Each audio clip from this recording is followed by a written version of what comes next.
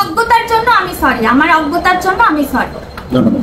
জনপ্রিয় content creator কাফি, তাকে নিয়ে ফেসবুকে স্ট্যাটাস দেয় ডক্টর অর্পিতা রয়কে নিয়ে এমন অসামাজিক কার্যকলাপ এবং সমাজের আস্তলোক মানুষ তাকে ধরছে। তাকে নিয়ে সামান্য একটা ফেসবুক পোস্ট দেওয়ার কারণে ডক্টর অর্পিতা রায়ের উপর এমন চাপাচাপ আসবে তা কখনো কল্পনা করতে পারেনি ডক্টর অর্পিতা রয়। দুঃখের বিষয়, সাধারণ জনগণ ডক্টর অর্পিতা রায়কে এমনভাবে অপমান করে, কিন্তু ডক্টর অর্পিতা রয় সামান্য একটা পোস্ট দিয়েছিলেন এবং কয়েকটা রিয়াক্ট ছিল তার আইডিতে, খুব বেশি একটা ফলোয়ারও ছিল না। ডক্টর অর্পিতা রয় তার ফেসবুক পেজে এমনভাবে লিখছেন এবং তার ফেসবুক পেজে 200 থেকে 250 ফলোয়ার ছিল। লিখছেন যে কাফির বাড়ি কলাপাড়া জেলাতে, এটা আমি জানতাম না। আহারে লুচ্চামি করলো কাফি আর বাড়িঘর পুড়ে ক্ষতিগ্রস্ত হলো তার পরিবার।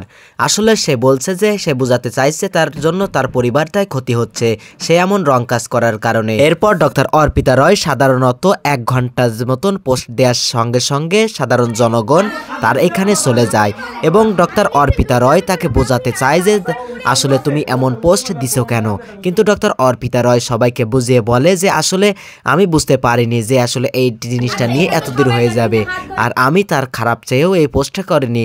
কাফি ইদানিং বেশ ভাইরাল ছিল, এই জন্য আমার পোস্টটা করা।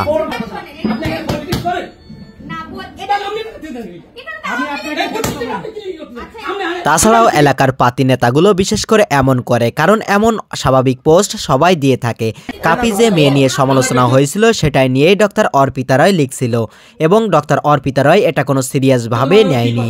কিন্তু সিরিয়াসভাবে না লিখলেও এলাকার কিছু পাতি নেতারা এসে ডক্টর অর্পিতা রয়কে এমনভাবে আঘাত করতে থাকে, কিন্তু এরা কথার আঘাত দিয়েই তাদেরকে এমন শায়েস্তা করতে থাকে, কিন্তু ডক্টর অর্পিতা রয়ের কোনো কথাও তারা শুনতেছিল না তখন।